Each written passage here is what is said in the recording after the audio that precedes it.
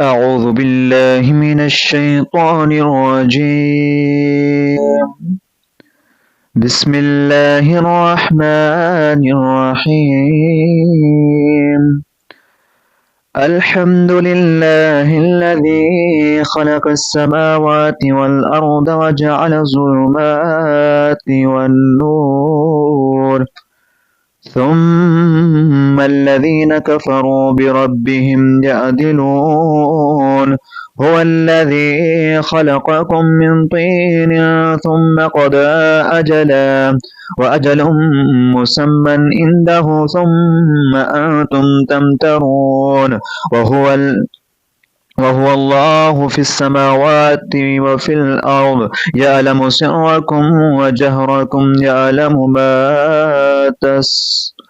ما تكسبون وما تأتيهم من آيات من آيات ربهم إلا كانوا عنها معرضين. فقد كذبوا بالحق لما جاءهم فسوف يأتيهم أنباء ما كانوا به يستهزئون. ألم يروا كم أهلكنا من قبلهم من قرن مكناهم في الأرض ما لم نمكن لكم وأرسلنا السماء عليهم مدرارا وجعلنا الأنهار تجري من تحتهم فأهلكناهم بذنوبهم وأنشأنا من بعدهم قرنا آخرين. ولم نزلنا عليك كتابا في قرطاس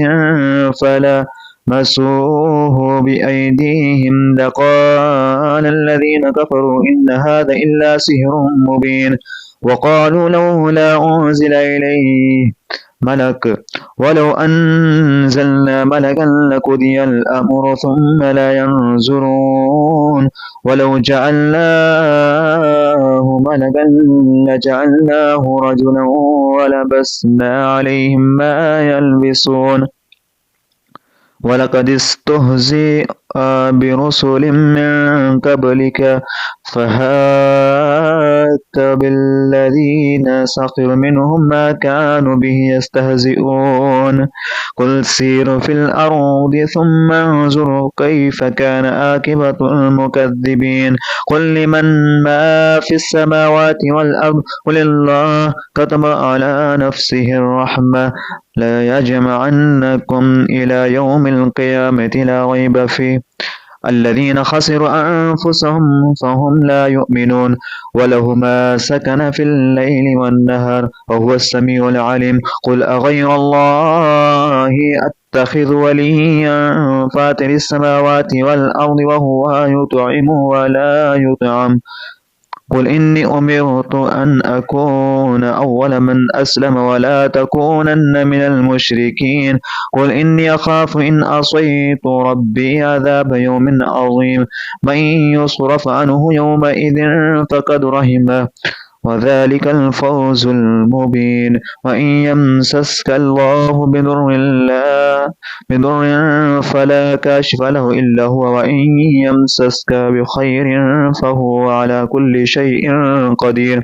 وهو القاهر فوق عباده وهو الحكيم الخبير. قل أي شيء أكبر شهادة قل الله شهيد بيني وبينكم وأوحي إلي هذا القرآن لأنذركم بهم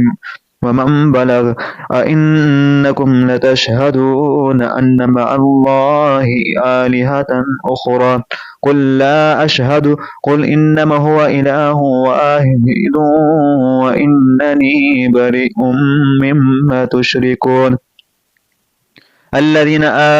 آتيناهم الكتاب يعرفونه كما يعرفون أبناءهم الذين خسروا أنفسهم فهم لا يؤمنون. ومن أظلم ممن افترى على الله كذبا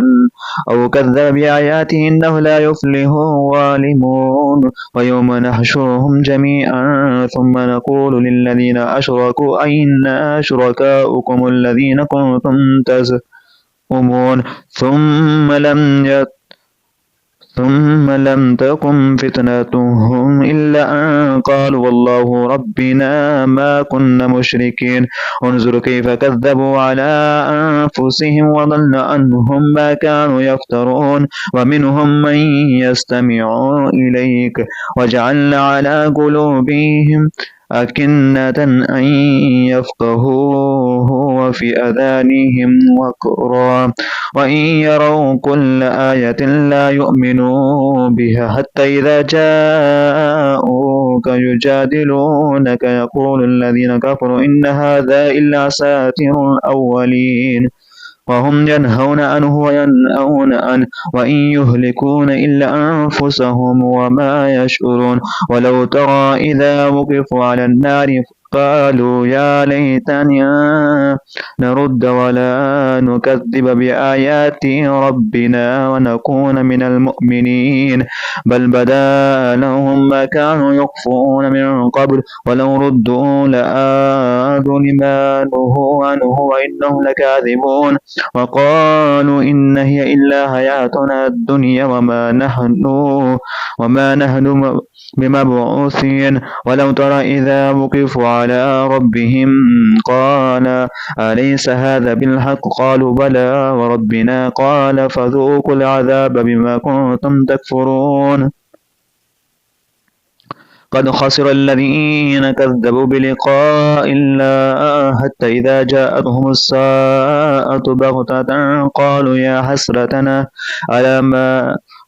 فرطنا فيها وهم يحملون أوزارهم على ظهورهم ألا ساء ما يزرون. وما الحياة الدنيا إلا لعب ولهو وللدار الآخرة خير للذين يتقون أفلا يعقلون. قد نعلم إنه ليحزنك الذين يقولون فإنهم لا يكذبونك ولكن الظالمين بآيات الله يجحدون. ولقد كذبت رسل من قبلك فصبروا على ما كذبوا وأوذوا حتى آتاهم نصرنا ولا مبدل لكلمات الله. ولقد جاءك من نبأ المرسلين وإن كان كبر عليك إعراضهم فإن استطعت أن تبتغي نفقا في الأرض أو سلما في السماء فتأتيهم بآية ولو شاء الله لجمعهم على الهدى فلا تكونن من الجاهلين. إنما يستجيب الذين يسمعون والموتى يبعثهم الله ثم إليه يرجعون. وقالوا لولا نزل عليه آية من ربه قل إن الله قادر على أن ينزل آية ولكن أكثرهم لا يعلمون. وما من دابة في الأرض ولا طائر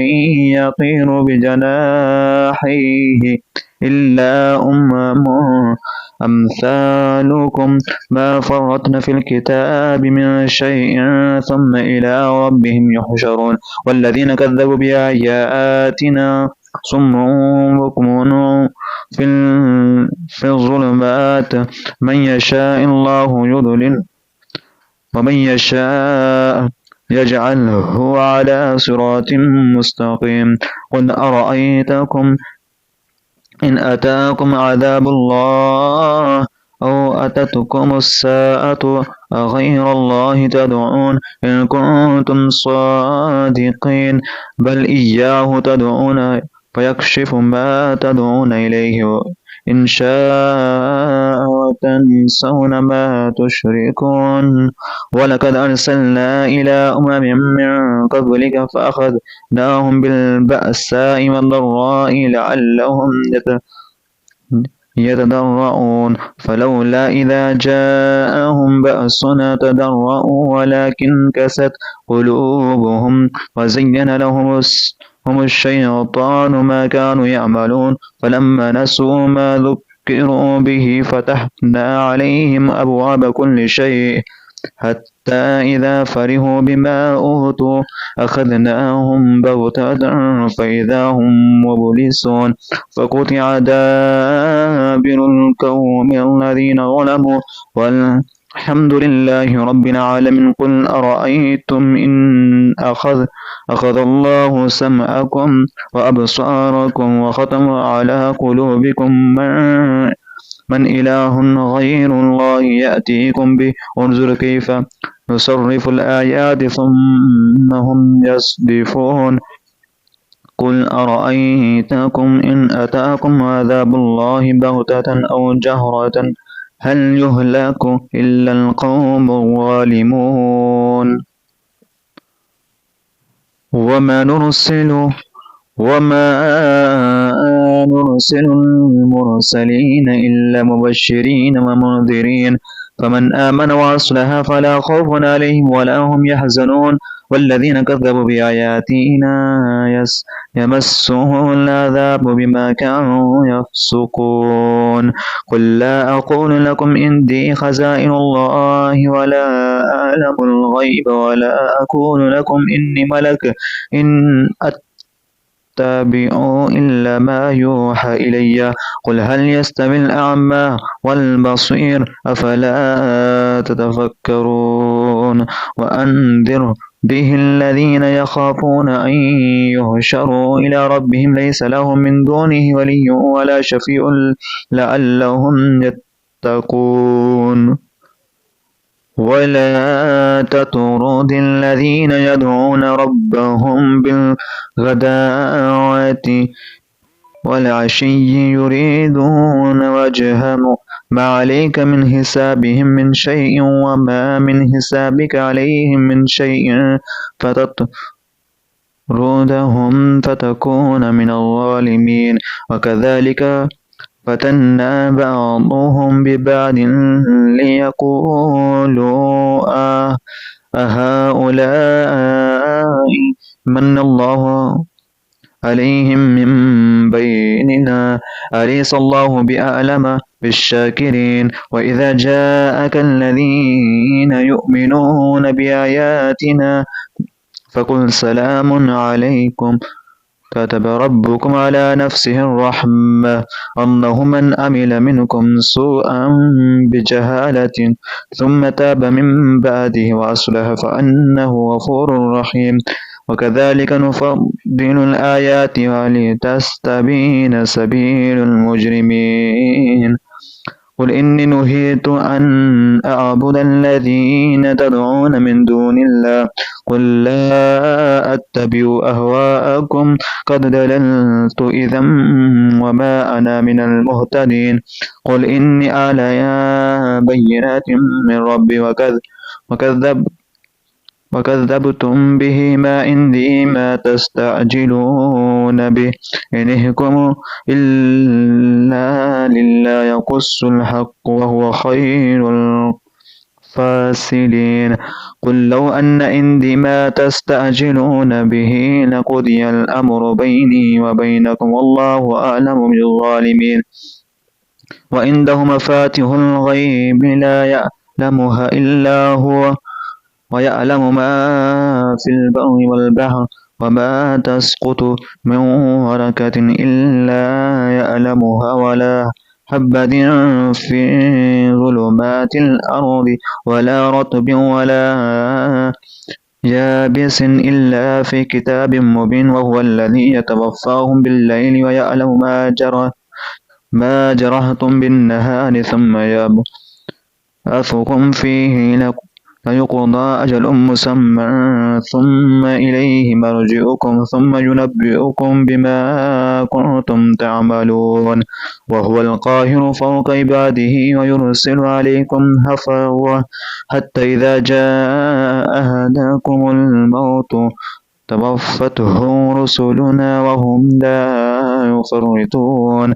ثم ردوا إلى الله مولاهم الحق لا ألا له الحكم وهو أسرع الحاسبين قل من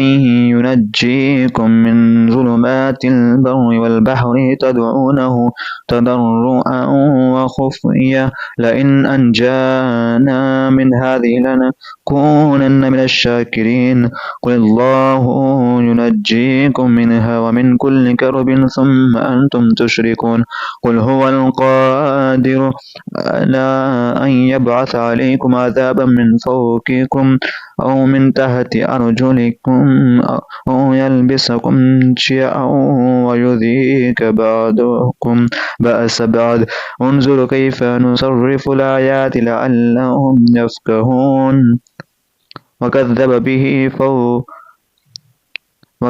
به قومك وهو الحق قل لست عليكم بوكيل لكل نبأ مستقر وسوف تعلمون وإذا رأيت الذين يخوضون في آياتنا فأعرض عنهم حتى يخوضوا في حديث غيره وإما ينسينك الشيطان فلا تقعد بعد الذكر مع القوم الظالمين وما على الذين يتقون من حسابهم من شيء ولكن ذكر لعلهم يتقون وذل الذين اتخذوا دينهم لعبا ولهوا وغرتهم الحياة الدنيا وذكر به أن تبسل نفس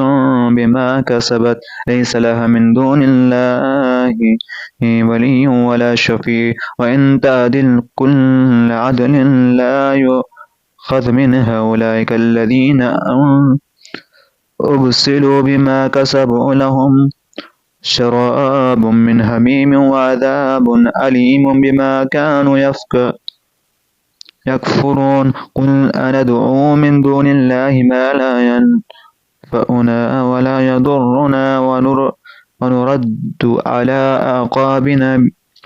بعد إذا هدانا الله كالذي استهوته الشياطين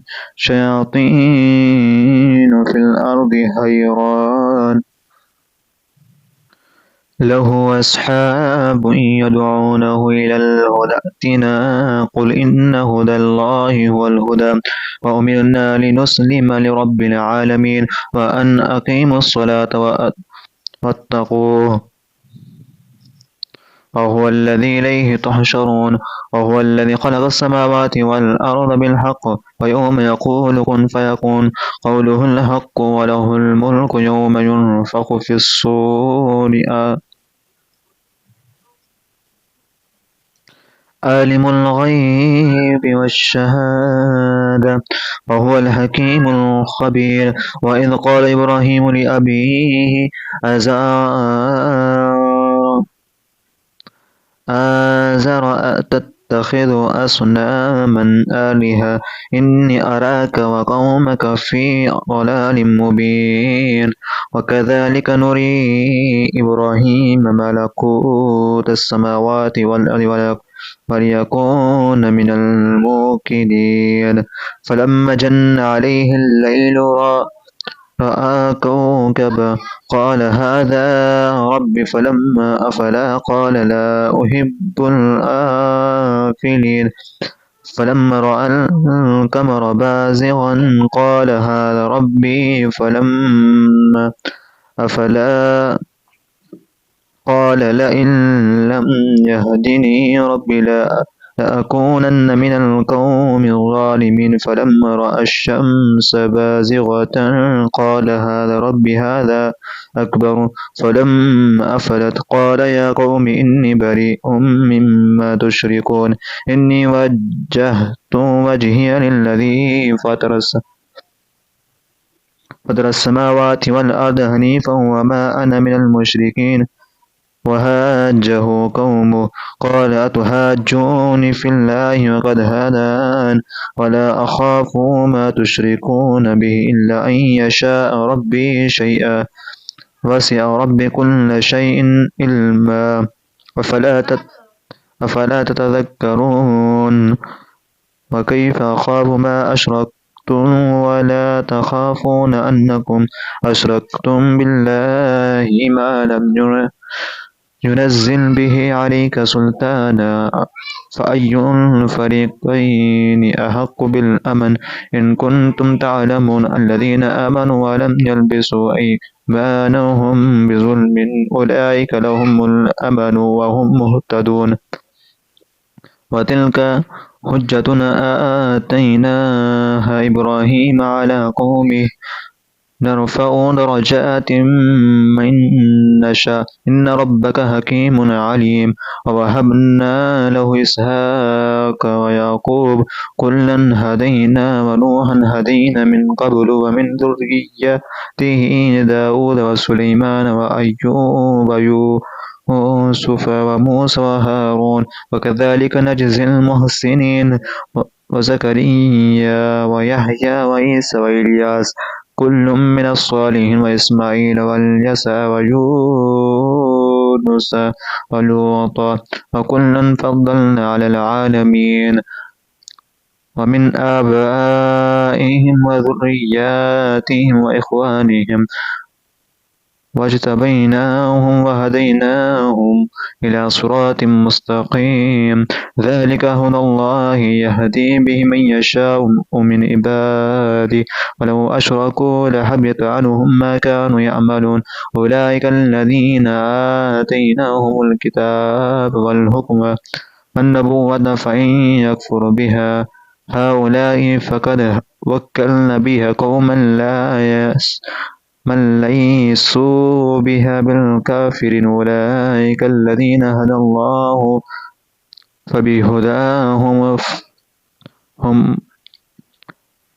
فبهداه مقتده قل لا أسألكم عليه أجرا إن هو إلا ذكرى للعالمين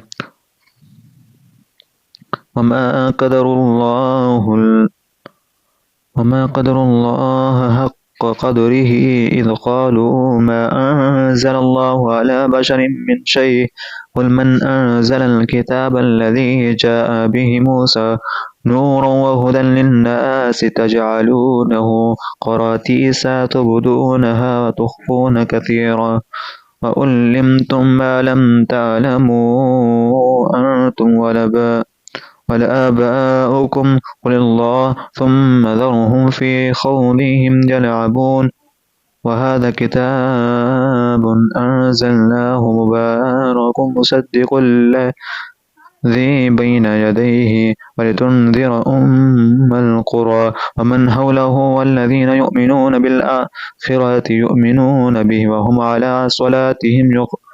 يحافظون ومن أظلم ممن افترى على الله كذبا أو قال أوحي إلي ولم يوحى إليه شيء ومن قال سأنزل مثل ما أنزل الله ولو ترى إذ الظالمون في غمرات الموت والملائكة باسطوا أيديهم أخرجوا أنفسكم اليوم تجزون عذاب الهون بما كنتم تقولون على الله غير الحق وكنتم عن آياته تستكبرون ولقد جئتمونا فرادا كما خلقناكم أول مرة وتركتم ما خولناكم وراء ظهوركم وما نرى معكم شفعاءكم الذي زعمتم أنهم فيكم شركاء لقد تقطع بينكم وضل عنكم ما كنتم تزعمون إن الله فالق الحب والنوى ويخرج الحي من الميت ومخرج الميت من الحي ذلكم الله فأنى تؤفكون فالق الإصباح وجعل الليل سكنا والشمس والقمر حسبانا ذلك تقدير العزيز العليم وهو الذي جعل لكم النجوم لتهتدوا بها في ظلمات البر والبحر قد فصلنا الآيات لقوم يعلمون وهو الذي أنشأ أنشأكم من نفس واحدة فمستقر ومستودع قد فصلنا الآيات لقوم يفقهون وهو الذي أنزل من السماء ماء فأخرجنا منه خضرا نخرج منه هبا متراكبا ومن النخل من طلعها كنوان دانية وجنات من أعناب وزيتون ورمان متشابها وغير متشابه انظروا إلى ثمره إذا أثمر وينعه إن في ذلكم لآيات لقوم يؤمنون وجعلوا لله شركاء الجن وخلقهم وخرقوا له نبيين وبنات بغير علم سبحانه وتعالى عما يصفون بديع السماوات والأرض أنى يكون له ولد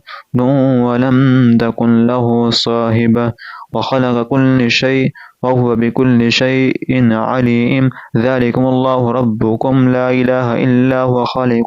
كل شيء فاعبده وهو على كل شيء وكيل لا تدركه الأبصار وهو يدرك الأبصار وهو اللطيف الخبير قد جاءكم بصائر من ربكم فمن أبصر فلنفسه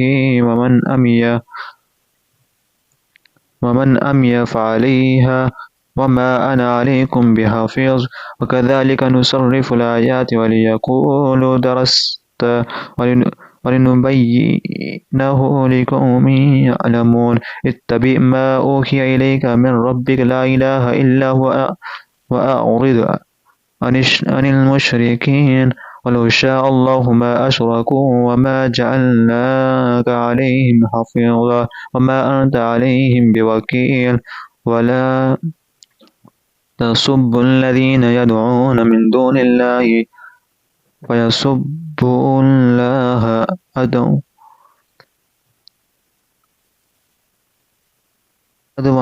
بغير علم كذلك زينا لكل أمة عملهم ثم إلى ربهم مرجعهم فينبئهم بما كانوا يعملون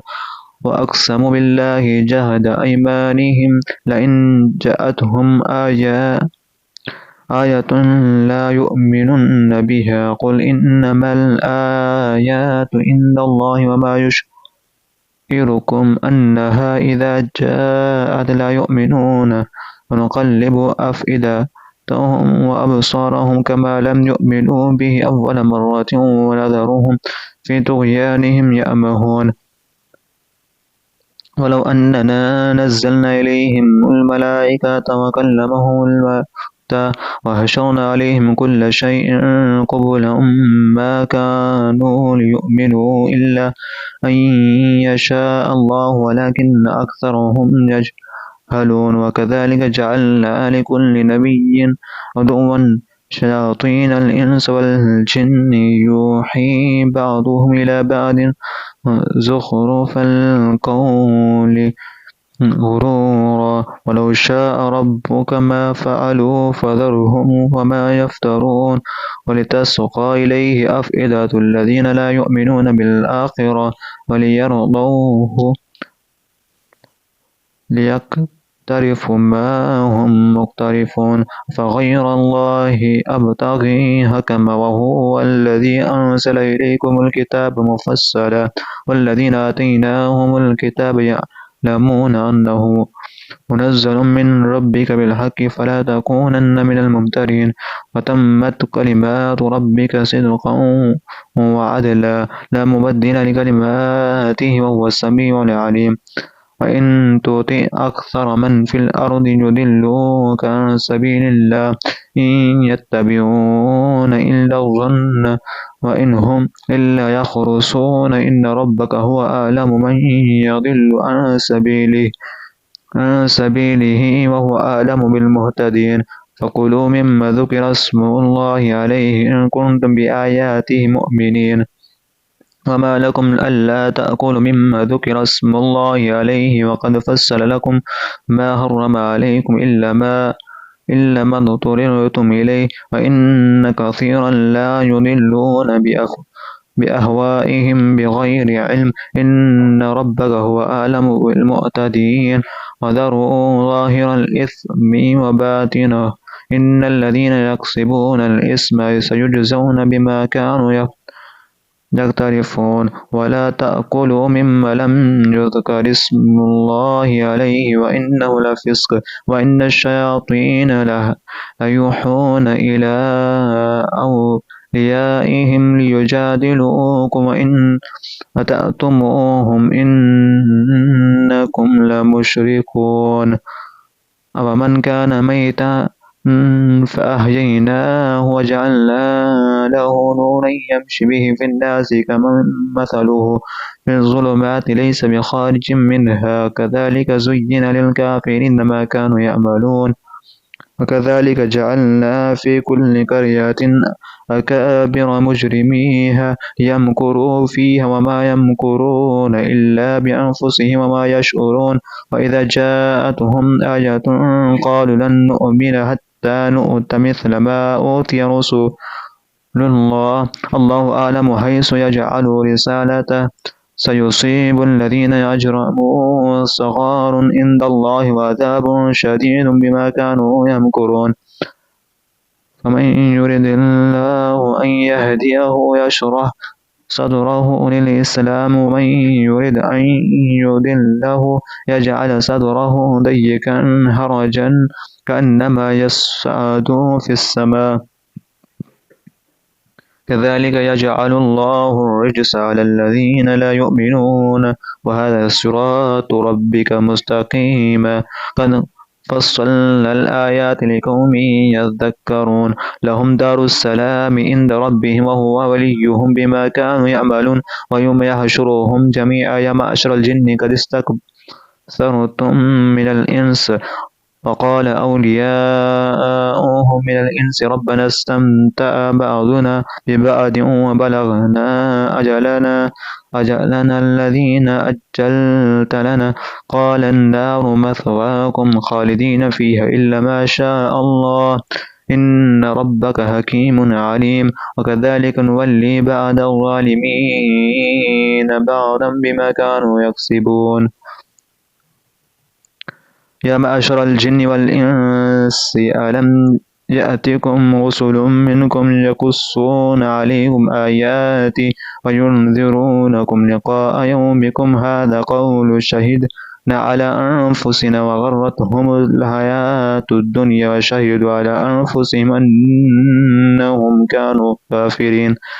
ذلك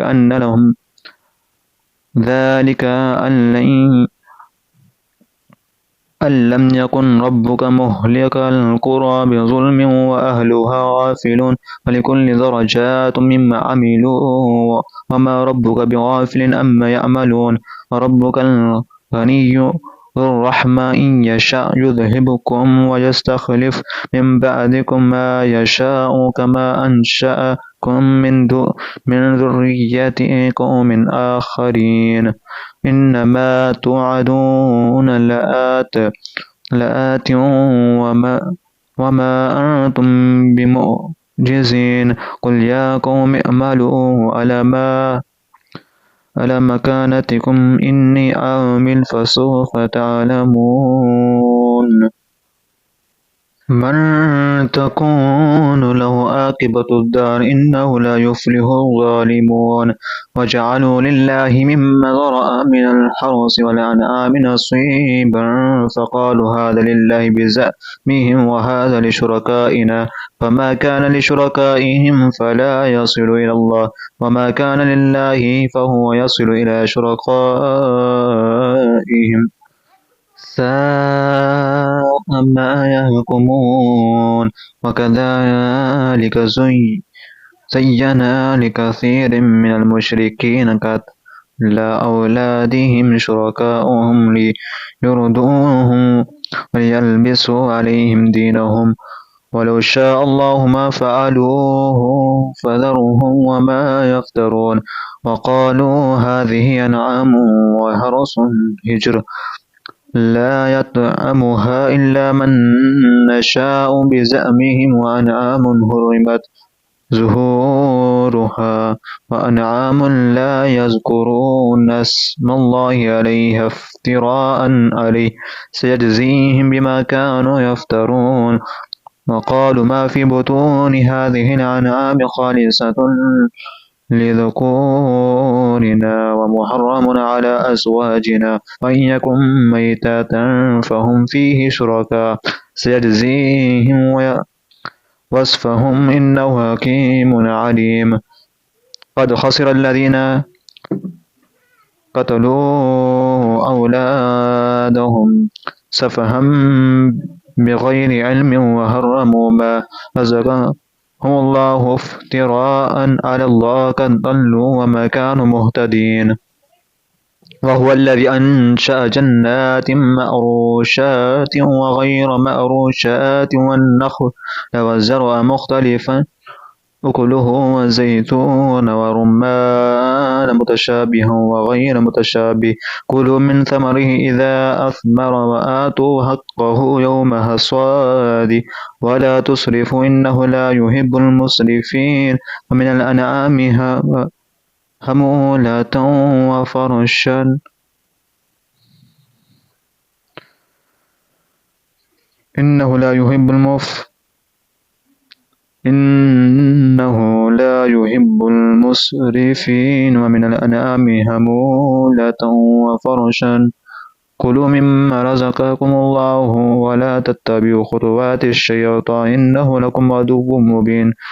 8 أزواج من الضأن 2 ومن المعز 2 قل الذكرين حرم أم الأنثيين أما اشتملت عليه أرحام الأنثيين نبئوني بعلم إن كنتم صادقين ومن الإبل 2 ومن البقر 2 قل الذكرين حرم أم الأنثيين أما اشتملت عليه أرحام الأنثيين أم كنتم شهداء إذ وصاكم الله بهذا فمن أظلم ممن افترى على الله كذبا ليضل الناس بغير علم إن الله لا يهدي القوم الظالمين قل لا أجد فيما أوحي إلي محرما على طائم يطعمه إلا أن يكون ميتة أو دما مسفوحا أو لحم خنزير فإنه رجس أو فسقا أهل لغير الله به فمن اضطر غير باغ ولا عاد فإن ربك غفور رحيم وعلى الذين هادوا حرمنا كل ذي ظفر ومن البقر والغنم حرمنا عليهم شهومهما إلا ما حملت ظهورها أو الهوايا أو ما اختلط بعظم ذلك جزيناهم ببغيهم وإنا لصادقون فإن كذبوا فقل ربكم ذو رحمة واسعة ولا يرد بأسه عن القوم المجرمين سيقولون الذين أشركوا لو شاء الله ما أشركنا ولا آباؤنا ولا حرمنا من شيء كذلك كذب الذين من قبلهم حتى ذاقوا بأسنا قل هل عندكم من علم فتخرجوه لنا إن تتبعون إلا الظن وإن أنتم إلا تخرصون قل فلله حجة بالغة فلو شاء لهداكم أجمعين قل هلم شهداءكم الذين يشهدون أن الله حرم هذا فإن شهدوا فلا تشهدوا معهم ولا تتبع أهواء الذين كذبوا بآياتنا والذين لا يؤمنون بالآخرة وهو بربهم يعدلون قل تعالوا أتل ما حرم ربكم عليكم ألا تشركوا به شيئا وبالوالدين إحسانا ولا تقتلوا أولادكم من إملاق نحن نرزقكم وإياهم ولا تقربوا الفواحش ما ظهر منها وما بطن ولا تقتلوا النفس التي حرم الله إلا بالحق ذلكم وصاكم به لعلكم تعقلون ولا تقربوا مال اليتيم إلا بالتي هي أحسن حتى يبلغ أشد وأوفوا الكيل والميزان بالقسط لا نكلف نفسا إلا وسعها وإذا قلتم فأدلوا ولو كان ذا قربى وبعهد الله أوفوا ذلكم وصاكم به لعلكم تذكرون وأن هذا صراطي مستقيما فاتبعوه ولا تتبعوا السبل فتفرق بكم عن سبيل ذلكم وصاكم به لعلكم تتقون ثم آتينا موسى الكتاب تماما على الذين أحسن تفصيلا لكل شيء وهدى ورحمة لعلهم بلقاء ربهم يؤمنون وهذا كتاب أنزلناه مبارك فاتبعوه واتقوا لعلكم ترحمون أن تقولوا إنما أنزل الكتاب على طائفتين من قبلنا وإن كنا عن دراستهم